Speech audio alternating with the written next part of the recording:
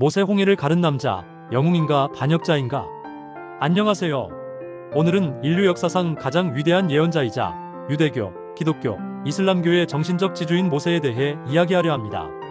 그는 어떻게 버려진 히브리인 아기에서 이집트 왕자, 그리고 고통받는 민족의 구원자가 될 수 있었을까요? 그의 극적인 삶의 전환점과 기적, 그리고 그를 둘러싼 충격적인 논란들을 함께 살펴보겠습니다. 모세는 고대 이집트 파라오의 폭정 아래에서 태어났다. 당시 파라오는 히브리인 남자 아기들을 모두 죽이라고 명령했다. 그의 어머니는 아들을 살리기 위해 갈대 상자에 넣어 나일강에 띄워보냈다. 상자는 파라오의 딸에게 발견되었고 모세는 이집트 왕궁에서 왕자로 자라게 된다.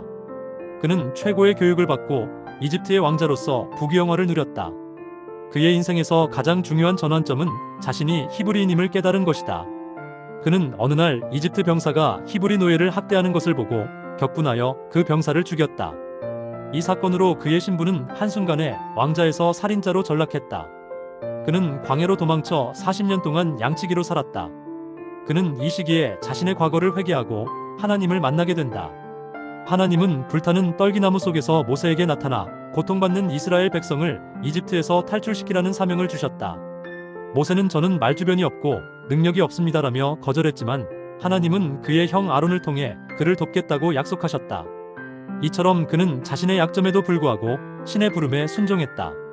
그는 파라오에게 이스라엘 백성을 내보내달라고 요청했지만 파라오는 거절했다. 모세는 하나님의 말씀을 따라 이집트에 10가지 재앙을 내렸다. 마지막 재앙인 장자의 죽음으로 파라오는 결국 항복했고 모세는 60만 명의 이스라엘 백성을 이끌고 이집트를 탈출했다. 이 사건은 출애굽 엑서더스이라고 불리며 인류 역사상 가장 위대한 기적 중 하나로 꼽힌다. 하지만 그의 삶은 영광뿐만 아니라 살인과 복수에 대한 논란이라는 그림자를 가지고 있었다. 그는 하나님의 말씀을 듣지 않는 사람들을 무자비하게 처벌했다. 그는 금송아지를 숭배하는 백성들을 보고 격분하여 돌판을 깨뜨렸고 자신의 부족과 다른 부족에게 사륙을 명령했다. 이러한 그의 행동은 하나님의 심판으로 해석되지만 동시에 종교적 광신과 무자비한 폭력이라는 비판을 받는다. 또한 그는 약속의 땅에 들어가지 못했다는 비극적인 운명을 맞았다. 그는 하나님의 명령을 거역하고 반석을 2번 쳐서 물을 나오게 했다. 하나님은 이 행동에 분노하여 그가 가나안 땅에 들어가지 못할 것이라고 선포하셨다. 그는 40년간 이스라엘 백성을 이끌었지만 결국 약속의 땅을 눈앞에 두고 죽음을 맞이했다. 이처럼 그는 영웅이었지만 자신의 잘못으로 인해 비극적인 최후를 맞이한 나약한 인간이었다. 그럼에도 불구하고 모세는 인류에게 불멸의 유산을 남겼다. 그는 시내산에서 10계명을 받았고 이는 인류 최초의 보편적인 윤리 도덕 규범이 되었다. 10계명은 오늘날까지도 유대교, 기독교, 이슬람교의 도덕적 기초를 이루고 있다.